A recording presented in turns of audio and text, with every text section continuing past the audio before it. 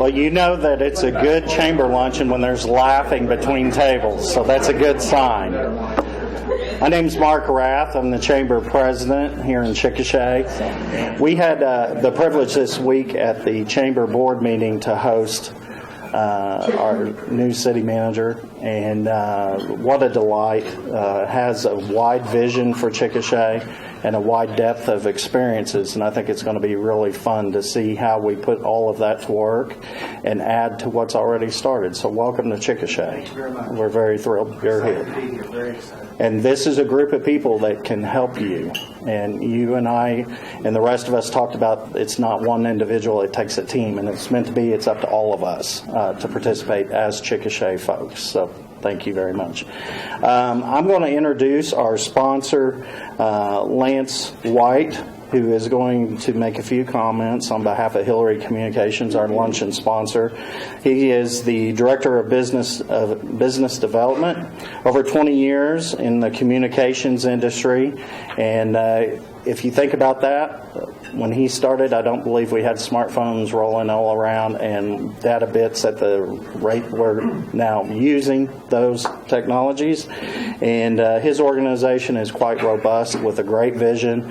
And you heard a comment about Chickasha's connection to that. So we're thrilled to have Lance here to kind of talk about some of the things their organization is doing. And more importantly for us as a business community to celebrate and learn more about one of our key members who has supported the organization in sponsorships at significant levels, which allow us to keep the lights on and the doors open. So if you could, Lance, a few remarks about your organization, please, sir. Well, I got a few minutes to kill, right? So I was going to tell a bunch of stories, but now I'm not really good at speaking in front of people. So I get real shy and nervous. Sometimes I look like a calf staring at an open gate. You ever seen one of those? Should I go out or should I just stay in there? But you guys didn't know, but Bob here used to be a chauffeur, and he was chauffeuring around people all the time. And he had this big professor from USAO, how you say that, and they were riding around, and this professor was giving this speech everywhere he went. And they were paying him like $100,000 every speech.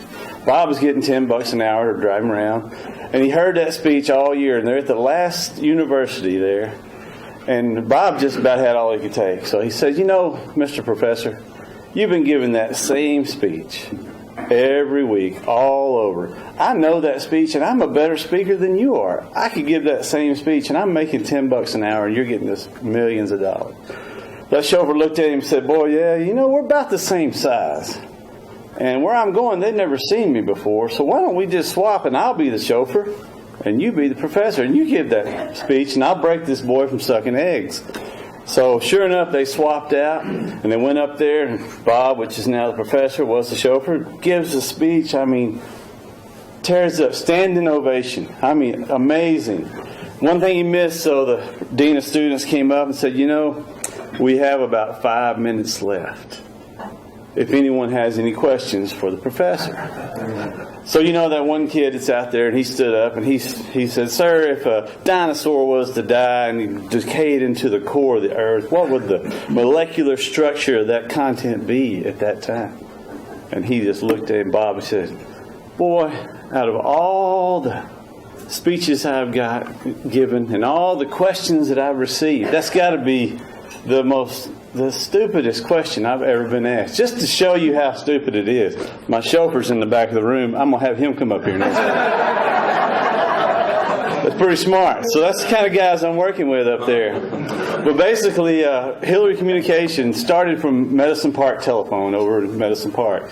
About 60 years ago, a young man and woman decided that they saw a need, an opportunity, and a solution. And that's what Hillary Communication does. They see a need, an opportunity, and they provide a solution. So what I brought to the industry and for us is a solution selling tactic. Basically, we all have a lot of bills. We all have a lot of capital and stuff, operating expenditures that come in every month. But do we know how much that really should cost us? It's kind of my philosophy. And so as I started in the communication business, I was going to selling fiber optic to schools and stuff, developing our business, because a lot of companies like the Hillarys have put in this big backbone infrastructure, and that's what they have, is a fiber infrastructure that goes from beyond Wichita Falls all the way up to Chickasha. They have interconnection agreements with companies all over the United States where they could actually transport information anywhere you needed it. If you have a bank and you had 13 locations, you work with the Hillarys, they could hook all those banks up into one central location where you don't have to have an IT guy here, an IT guy there, an IT guy there, and everywhere an IT guy. So, and that reduces your costs. So when I tell people I come into your business, let's see what you're paying. Let's see what you're doing. Because a lot of times we just know that's how much it's always been, or that's how much it is. So-and-so's paying that. But really what we do is everything's an individual case basis. And I look at it and I say, hey, how can we be a partner with you? First of all, we want to make some money, but we want to save you money. And 95% of the time, I can save money for every customer I go to. And if I give you a better service for the same money, or if I reduce your bill and give you more services, that's a win for everybody. So that's pretty much what we do. We have fiber optic. They've done a bunch of grants that come in because they saw a need in small communities in rural Oklahoma that says, hey, we don't have any internet. We don't have anything to do. We don't have a place to go. So they did Community Connect grants. Each of these little towns put a little facility with about 10 computers in there. And so the people of the town, they hire an employee to work there 40 hours a week. And so, and this is through the government and USDA and grant, RUS type loans and grants. But they did this because of a need there to help out that community and to help those people to gain education online, to gain employment online, to be able to educate their kids. Why should a kid in a little part of Oklahoma not have the same abilities that they do in Chickasha or in Oklahoma City? So that's kind of the philosophy they've taken. And so in this town, now you have this little Community Connect Center that, you know, Grandma can go to and get on Facebook if she needs to learn how to use Facebook, because that's how everyone saves their pictures now, just about. So that's all my Facebook is about my kids and what's happening with them. And I guess it's stored somewhere really secure and good until I went to Costa Rica and I saw a picture of our vacation up there. And I said, how did that get there? But that really did happen to a friend of mine, but not me. So you have to be careful with your pictures. I think they've gotten better. But basically, things like that, now you can, and someone will be there to work with that person to help them learn how to use email, learn how to use a type of document, learn how to accept and send an email, or just have a facility there that they can go to. So things like that is what really brought me to the Hillary family and to be working up here. I worked in East Texas most of my life. I worked for a little small co-op there. I took over general manager of one around Sherman, Denison, and then I was just going to cook some pizza and chill out for a while. And I met the Hillarys and saw the opportunity they had. They had built this fiber network all around and had the desire. I work for a lot of people that have a lot of board members. No offense to any of y'all, but if you deal with the board, and you have this great opportunity, but it's got to go through the circle to get back to see if we can go do that opportunity. One thing about the Hillarys having these guys right here, they own the company. And if they see an opportunity, they don't have to go through a bunch of red tape and whatnot. They say, you know what? That's a great opportunity. It needs it. Let's go. And then they start paving the way to go there. So that's one thing that they've done in Chickasha now. We have coming into the Gabriel Industrial Park, have a couple customers there. We'll loop around it to secure that. We're out on Norge Road. We have a couple customers there. And we're building and encroaching into the city where we can take over and do all the city. Reduce your bill, save you some money, and give you high quality internet speed that you need. Have the interconnectability to connect to other locations, interconnect to another state, wherever. If you had a location in California, we could talk to one of our carriers and have it delivered back. That's the broadness that it's brought. It's not just some little small telephone company in Medicine Park. Now it's a small community, a small partnership that's small enough to know what your needs, but big enough to fulfill them. And that's kind of the motto that I take with it. We want to know what your plan is. I don't want to just know that you need 20 megs. I want to know what you're going to do with it, how you need it, so I can actually bring you exactly what you need. And that way you don't overspend, underspend, you get what you need. And hey, it breaks, I'll probably be there at night with you to help you fix it. or at least sit there and sweat it out or whatever we had to do. But one thing about Hillary is that when they built their infrastructure, they built it in what's called a ring. And you guys know a ring is a circle, so it goes around. When you build your network in a ring, if it gets cut over here, because we know that sometimes we get out in a backhoe or putting in a fence post or whatnot, and someone hits some fiber or someone cuts something, and all of a sudden everybody's down. When you build it in a ring, if it gets cut, it reroutes the opposite direction. So the only spot to be down is that little small area. And so we've developed a service level agreement that people try to say there's 5 nines, 99.999. We're not quite there, and I don't think anybody really is. There's always a spot somewhere that it can fail.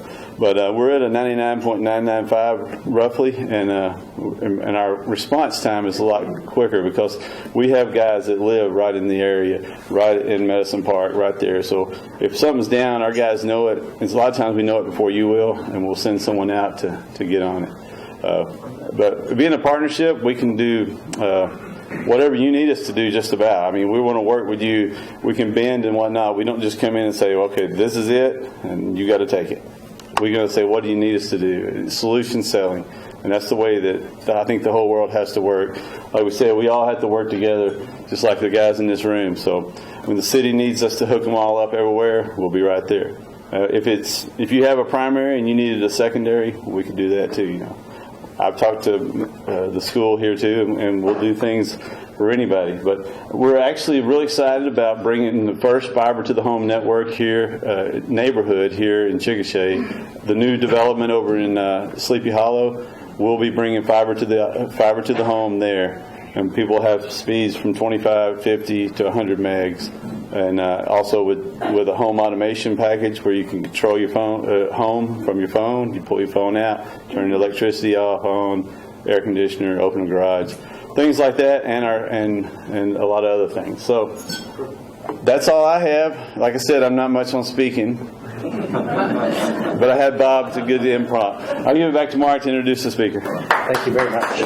I don't know about you guys, but the fact that we're going to have that type of backbone in the new housing addition here in Chickasha, I think speaks well that we're thinking about the future and not the past, and we're moving into a new horizon as a community, and that's very exciting because that allows us to recruit different industries and different things by having the backbone in the circle about Chickasha, which helps us with Christy's projects that she's working on and others. So that's a unique deal that's very important to our community. So thank you for being our lunch sponsor today. I had the privilege of getting to know our speaker today in Tulsa. Probably one of the most honorable gentlemen I've ever met. And one of the things that impressed me, and I've talked to some of you about this, I met Chris the first time back in 2003 when I was at the State Chamber of Oklahoma. And I was opening the Tulsa office, and there was some event that I'd met Chris at. And I had my badge on, and, you know, of course, that's easy to identify somebody when they got their name. But the next time I saw Chris, I didn't have my badge on, and he said, "How are you, Mark Raff?" And all the thousands of people that you guys run into at the Capitol and lobbyists and everything else, the fact that you remembered somebody's name is very important. Secondly, you have a fellow classmate at your table, I do believe, and probably some great stories about his football play or otherwise. And I think you guys will be thrilled when Chris makes his remarks about some of the opportunities he sees for our state related to the functions of his current role as Secretary of State. But he first got elected to the Oklahoma House of Representatives in '98, and he served there with honors, including House Speaker. And that was pretty cool for Tulsa at the time when we had the State Chamber office, because it was kind of cool to have the House Speaker in our backyard. And then he went on to serve under Tulsa Mayor Dewey Bartlett's administration, intergovernmental and enterprise development, which I know that was an interesting time. And then Chris and I spent time in his office at the Tulsa Metro Chamber, talking about governmental affairs and good things. And he was always available and accessible when I would stop by to talk to him. I'm very grateful for that. And then Mary Fallon appointed him Secretary of State in 2013, and most recently got an additional appointment to be in charge of Native American liaison. So kind of a wide footprint, ever upwards and onward. There may be, never know, could be a governor bench someday. I don't know if that's in the cards, but I think you guys will learn a lot of great things about our great state of Oklahoma from Chris and his remarks here shortly. But thank you for giving us the honor to come. I ran into Chris at an event several months back and told him, hey, I'm down in Chickasha. Could you come down and talk to our folks? And he said, absolutely, and we got it scheduled. So thank you for coming, and no further ado, Secretary of State Chris Benge. Appreciate the introduction, Mark, and I always look forward to an opportunity to go visit Oklahoma communities. Just to give you a little bit of my background, and I don't know if you had a bio to work off of or not, but I grew up in Tulsa, was born and raised in Tulsa, and when I came to politics in '98, I always tell my story like it's the Mr. Smith goes to Washington kind of a situation. And believe me, there are a lot of people like that. I want you to know that there are a lot of folks who serve at the Capitol who have no previous political background, and I was one of those. And so I had never really gotten out and about around the state much, other than Tulsa area, and then I had my grandpa lived down in southeastern Oklahoma in McCurtain County. So I had spent a lot of time down there. That's where I learned to hunt and fish, and we would go down there about 3 times a year. So, you know, my view of the world in Oklahoma was Tulsa, southeast Oklahoma, maybe Oklahoma City occasionally. And so when I became Speaker of the House and my constituency went from 37,000 voters to the whole state, you know, when you take those kind of positions, your constituency goes to the whole state overnight. I tried to take every opportunity to go see other areas, and out west was one that I really wanted to go see more of, and I took that opportunity to do so. I've carried a lot of that, and I'm trying to take advantage of that same opportunity, Senator, right now as Secretary of State. I had, just for example, and I was telling Mark this, I've had on my bucket list forever to go see a rattlesnake festival. And I even went so far as I had every festival on my calendar last spring that's in the state of Oklahoma with the intention of going just some Friday or maybe Saturday and just going and seeing it. And I went through the whole session last year and never got to go. So I fast forward to this spring, and I was able to go to Apache last Friday. And so, and then for the first time, I've actually driven through Chickasha last Friday. So this is my second time actually in Chickasha. Now I've gone through down the interstate several times, but I don't count that as being through Chickasha. So I just want you all to know that this is my second time in Chickasha, and the first time was last Friday. But that's kind of I do love the opportunity to try to get, because when we get out and about, that's where we learn, we listen and hear what people are talking about, and it helps us make decisions at the Capitol. In spite of what some of you may think, I know when I was a state rep, I used to hear all the time, and Senator Justice, I bet you hear this too, if you guys would just do what the people want.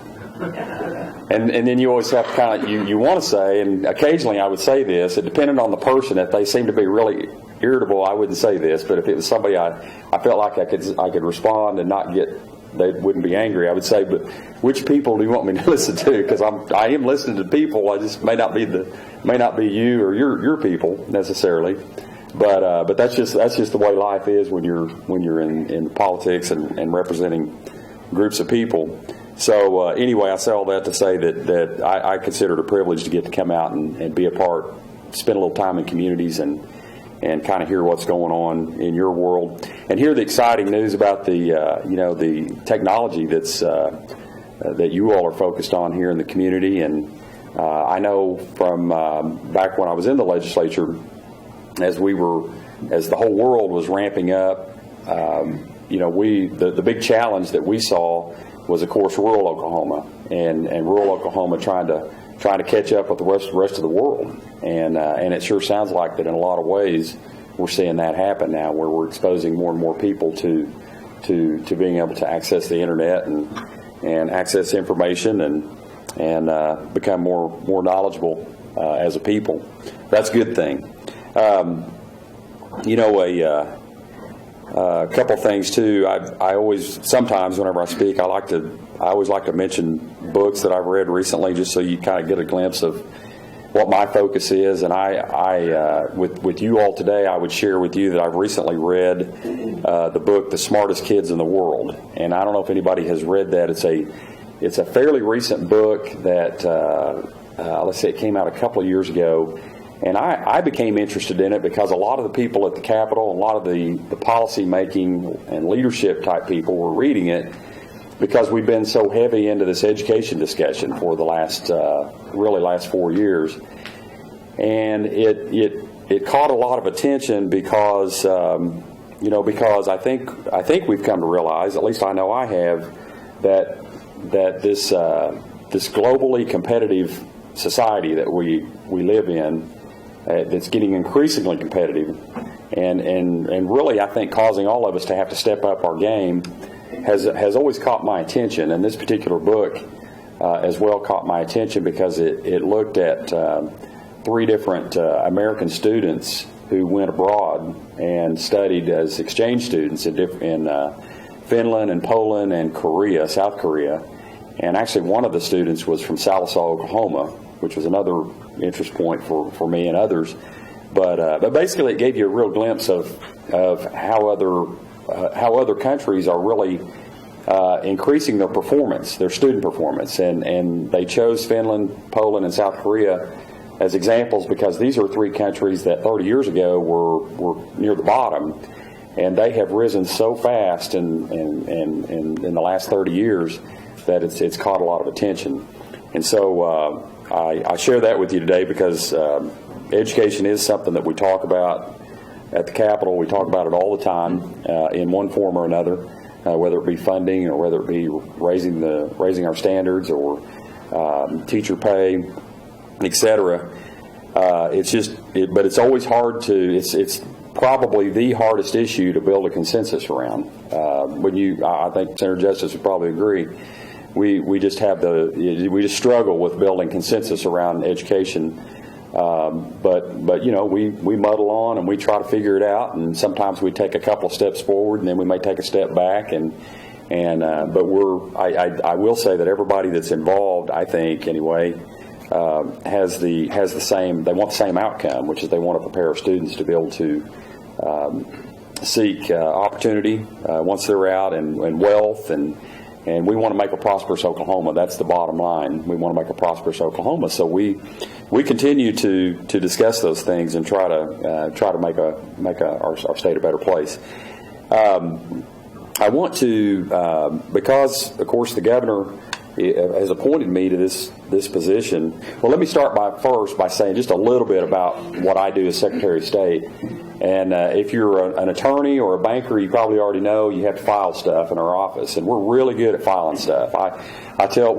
We collected in calendar year 2014 329,000 different filings, LLCs, corporate filings, notaries, etc. And I like to tell people we're the file cabinet for the state. If you can envision it like that, we're the file cabinet. So anybody that files anything like that in our state of Oklahoma, it lands in our office. And that's the biggest thing that keeps us busy. We also have the duties of international protocol, so we greet guests that come in from other countries. Just last week, for example, we had a delegation from Pakistan that was in the state, and I visited with them for about an hour.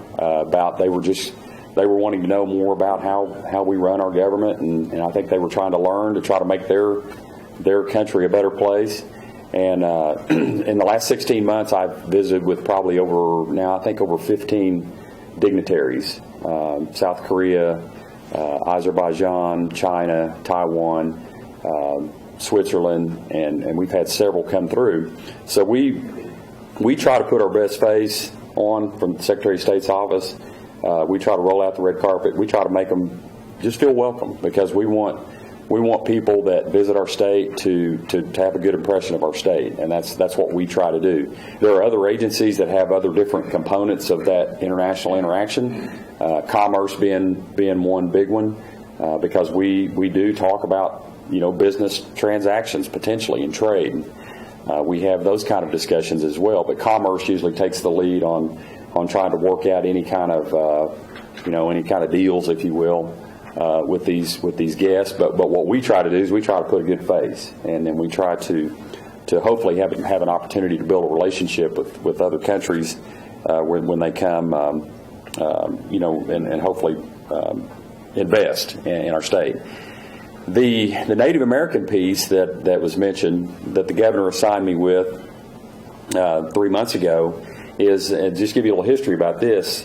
Up until about 4 or 5 years ago, we had an Indian Affairs Commission, and it was an agency. It was a state agency, and probably had, I'm not sure, probably 10 or so employees. The legislature and the governor at the time decided to, in the spirit of streamlining and trying to save money for the state, eliminated that agency. In its place was authorized a Native American liaison in the governor's office, and the idea is that why don't we offer even closer and maybe a higher level of interaction with the governor and the tribes. And that has been the arrangement since about 2011, I think maybe was when that was enacted. The liaison, who has been the governor's liaison for the last 3 years, she took another job and so resigned about 3 months ago.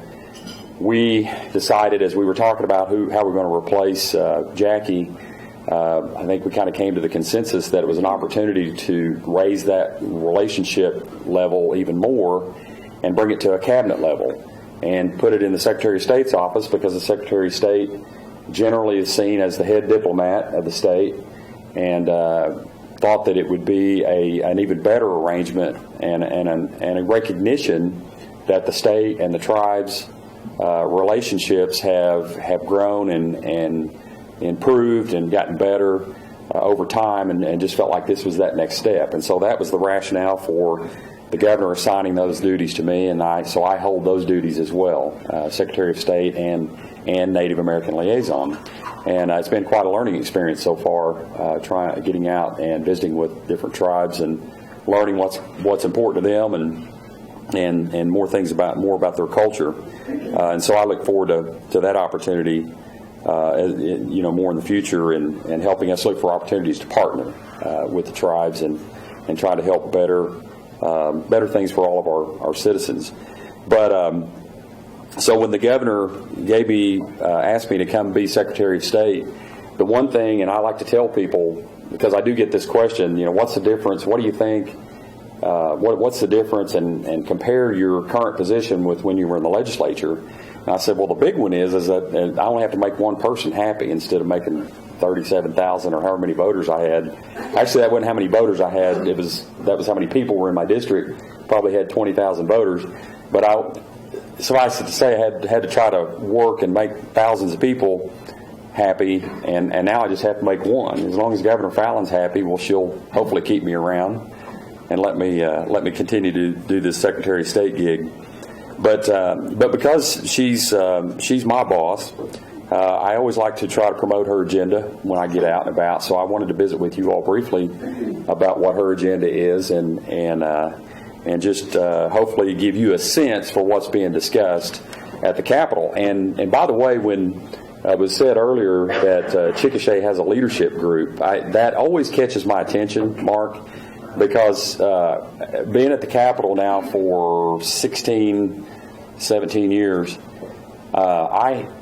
you always know a community that to me has its act together, or at least it's a sign. A community really has its act together when they have a leadership group.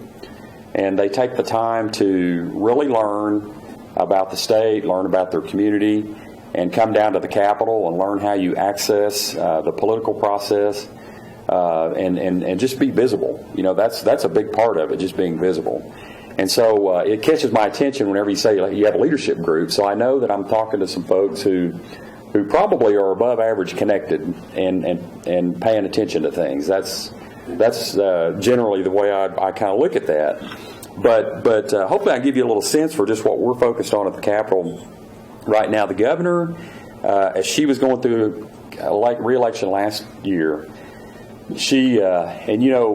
Mary Fallon has always been about job creation and growing the economy. That's been her probably her main focus for all the 20-some years she's been in office, and she's still that way.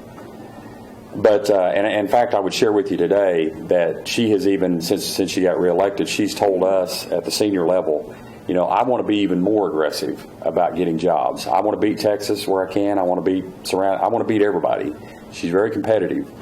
And in that regard, I would offer to you, and I'm sure Mark already knows this, and I know Senator Justice knows this because you've been around Governor Fallon, is she will set aside time to visit with potential, you know, business, when doing business recruitment, or if you're trying to, you know, get someone to come to Oklahoma from another state, she will try everything she can, do everything she can to make herself available to help in that regard, because, you know, it's this economic development world is it's a really kind of a world that's hard to explain to the average Joe because it's different. But I'll tell you that what I have learned, and I learned this a lot being at the Tulsa Chamber, if you have your economic development professionals and the people who know how to talk the talk, who know how to structure packages that can be attractive to potential businesses, and then you have your political leaders working in unison as partners, you can get a whole lot done. I've seen it happen many, many times. And so Governor Fallon will offer, and has offered in the past, and I know will so in the future, to be available if needed. And I would want to mention that to you. But what she asked us throughout the election last year, and then as she actually completed her reelection, she just asked us a simple question. She said, I know that we have done a lot of things on the pro-growth policy business front, like lawsuit reform and workers' comp reform, and, you know, tax structuring our taxes so we're a more attractive state as far as taxes go, and just a variety, being more efficient, things that you would expect a pro-business governor to do and a pro-business legislature to do, to try to make Oklahoma a more attractive place to do business. But and I think there have been a lot of boxes checked, so to speak. But what the governor came to us and said, she goes, I keep asking myself the question, what's holding us back now? Because we've done a lot. What's holding us back? And so she started, my term would be, my fancy term. I like to try to throw fancy terms out there, Tim, so people think I really know what I'm talking about, you know. My fancy term would be a gap analysis. So you have all these things you do, and I know business understands gap analysis. You just simply go back and you look at, well, what are we leaving out? What are we not addressed? Governor Fallon was simply doing a gap analysis, in my opinion, and she was asking the question, what's holding us back? She came up with four things that she wanted to focus on this year, and I'll share them with you real quickly. And do you guys like to ask questions, Mark, or do I? Okay, I'll try to wrap up quickly then. Four things: controlling our health and our health outcomes. The governor has been very concerned, as well as the legislative leaders, about the cost of health care in our country, and seeing health care rise much greater than the normal inflation that we see of 2 to 3% per year. Healthcare inflation has been much, much higher than that. Governor has been concerned about that, and we've had a very vigorous discussion over the last few years about healthcare, how to fund it. The healthcare financing piece has been the one. You know, I served 3 years as the Appropriations Budget Chairman, and then three more years as Speaker. So I saw it firsthand how it feels like almost a black hole in a way, that you start cutting up the budget and you realize that you have this another several $1 million of new money that you need to plug into the healthcare budget just to keep it at a current level. And I can tell you it's very frustrating, and the policymakers are asking the question, how can we really get our arms around this the fiscal piece, the financial piece of healthcare? Well, Governor has been very, very focused on the wellness side, or taking control of our health care, and trying to bend the cost curve, so to speak, where people are more conscious of living healthier, of being more proactive about their managing their health and those kind of things. And she's been a big proponent of trying to reduce smoking, for example, and obesity, and those health pieces that we all know are not good for our citizens overall. And she's continuing that focus this year with the health focus. Education attainment is another one of the things that she feels like is holding us back. And I mentioned earlier how there's been a lot of focus on raising standards and requiring our students to achieve more than what has maybe been expected in the past. And that's because of that globally competitive society that we find ourselves in. That certainly has a funding piece to it as well.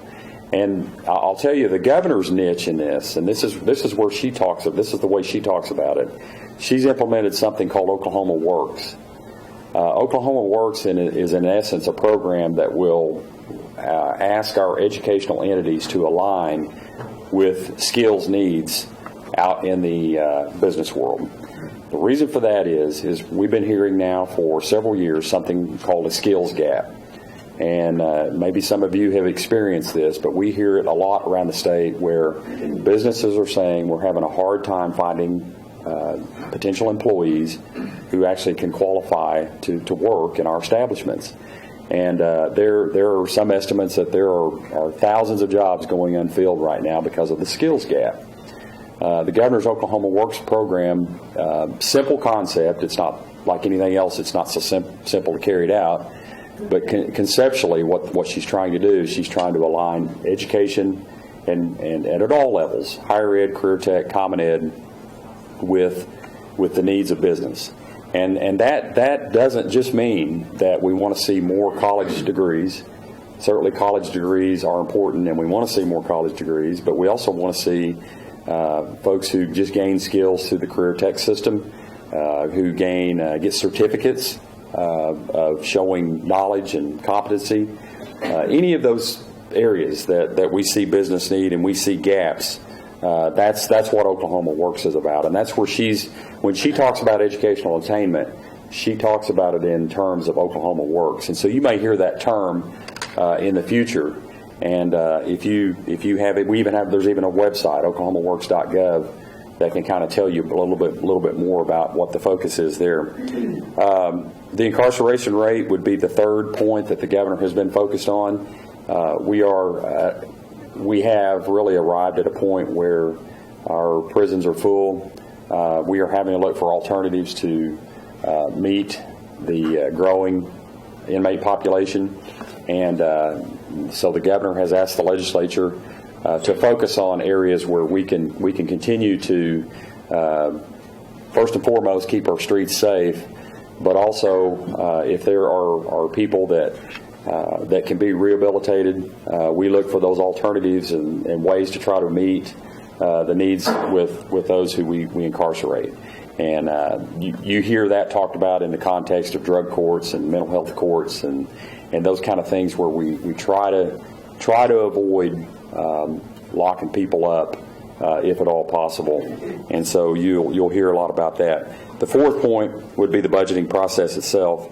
As I'm sure many of you have heard, the state is experiencing and dealing with a $600 million expected shortfall for fiscal year 16. I say expected because we always make these estimates of revenue collections 6 to 18 months out. It's not an exact science. But dealing with a $600 million projected shortfall for next fiscal year, and the governor believes that it's time to implement something called performance-informed budgeting. That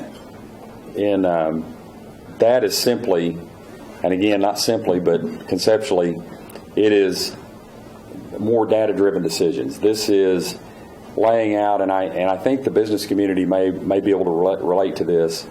It's a lot of people like to operate on a strategic plan, create a strategic plan, create goals, create measurable goals, saying we want to get here by 2017 or 2018, and that's simply what performance-informed budgeting is. It's data. It's creating a set of goals throughout government and showing our priorities, putting it in public. Again, we've got a website that has all those goals listed, and it's just it's monitoring ourselves so that we will follow the progress and make sure that we keep ourselves as policymakers focused on what those priorities should be, data-driven decisions. And I think that we deal in a political process at the Capitol, and I think that we make political decisions. But I think the hope is that even though you'll always make political decisions in that realm, we can introduce some data and we can introduce some information that might help us make more data-driven type decisions. Governor believes that needs to happen because she is concerned that, of course, with the recent downturn in the energy industry, and also when you look nationally at how slow we've emerged from the recession, when you look at demographic shifts, baby boomers retiring by the thousands each day, it seems to kind of be setting the country up for maybe a slower growth, almost a new normal in a way. And so just trying to be proactive and being more efficient, using our dollars more efficiently, and using data to help us make decisions so that we're spending money better on behalf of taxpayers.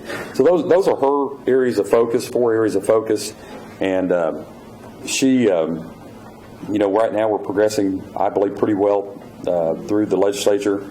The budget's still yet to be done, and that we're getting at that critical point in session where I think all the parties are going to have to sit down and say, well, I'm ready to give in on this and start really compromising to get to a final budget agreement.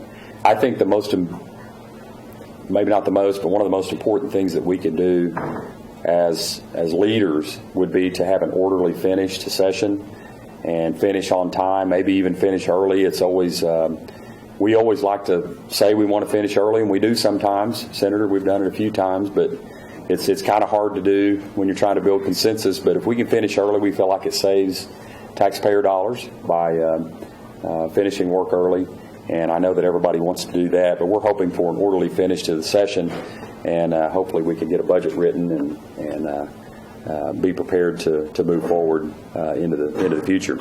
Thank you again for letting me be here, and I'm happy certainly to hang around for questions and do whatever we need to do next, Mark, as part of the program. Any questions for Secretary? Don't be bashful. How far, you say you're the, what is that, the file cabinet? Yes, yes. How far back do you go with records? Back to statehood in some cases. Now the business filings, I'm not sure. I mean, I think there may be a limit as far as how far we go back with the business filings. But like some of the initial records of the state beginnings, we have a lot of those beginning of statehood records. I found a letter. I have it in my office actually, that one of our employees is kind of a bit of a pack rat, call her, and she had a letter that Alfalfa Bill Murray had written in 1943, typed it out. Of course, Alfalfa Bill Murray was the president of the Constitution back when the state was formed in 1907, went on to be governor in the 30s.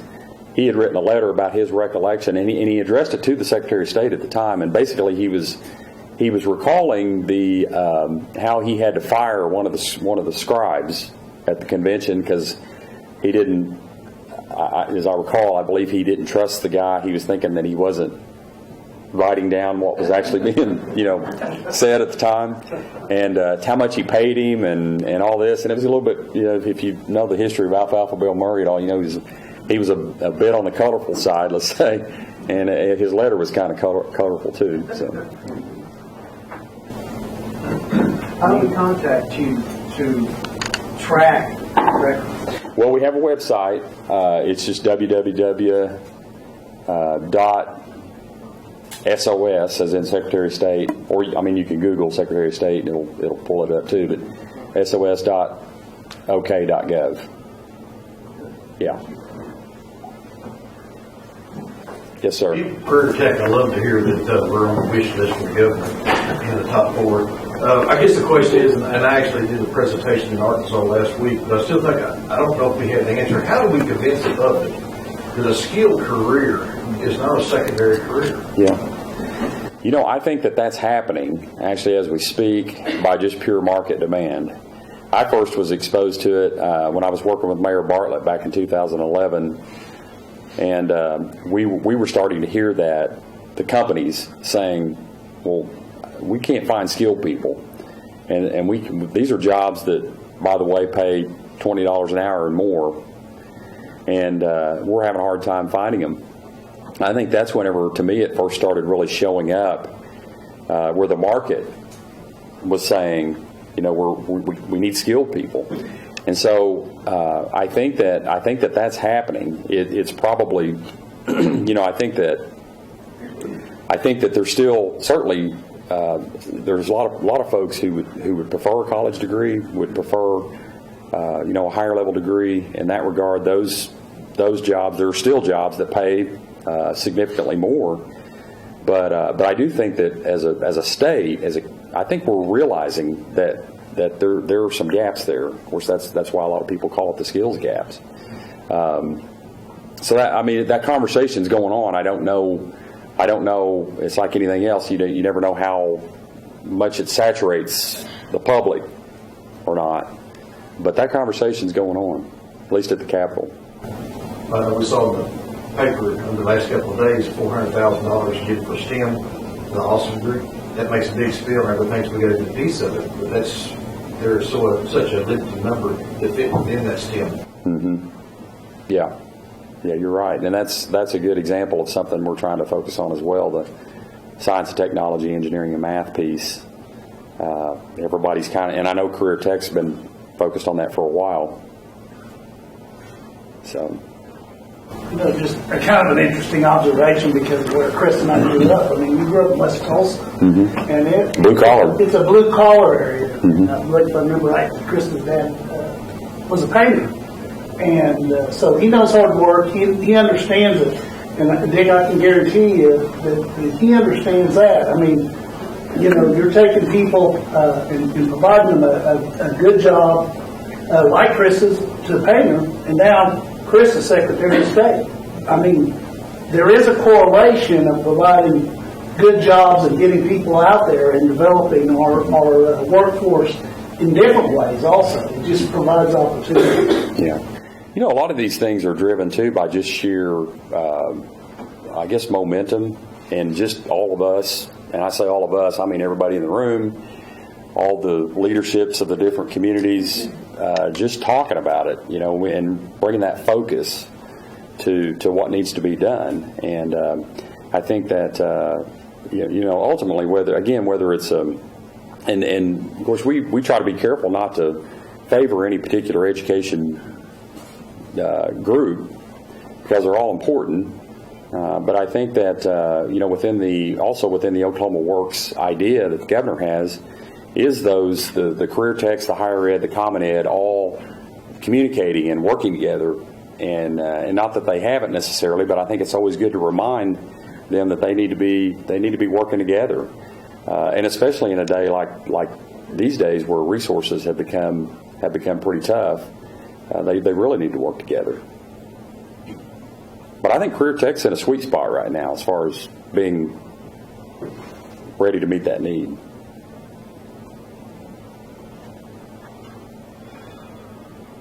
Thank you very much. We done? All right. Thank you.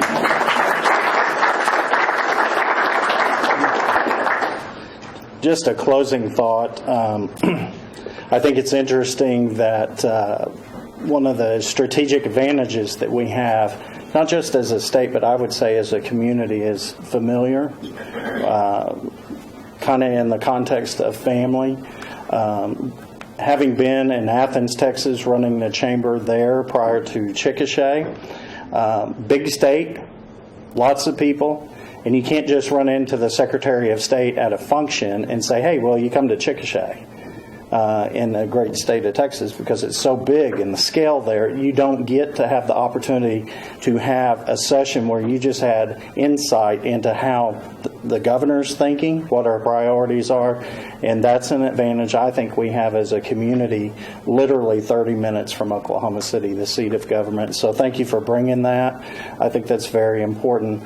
Alan, do you mind doing the closing prayer benediction? Do you mind, sir? From right there is fine. You got a booming voice. Pray with me. Dear God, we thank you for this opportunity to learn more about our government, about our involvement, and where do we go from here, and what do we do from here. So I pray that we would take this and use this for your community to build a better tomorrow for the future, and all we have present. All praise. Amen. Amen. We're dismissed. Our next function is next month, May 18th, State of Healthcare.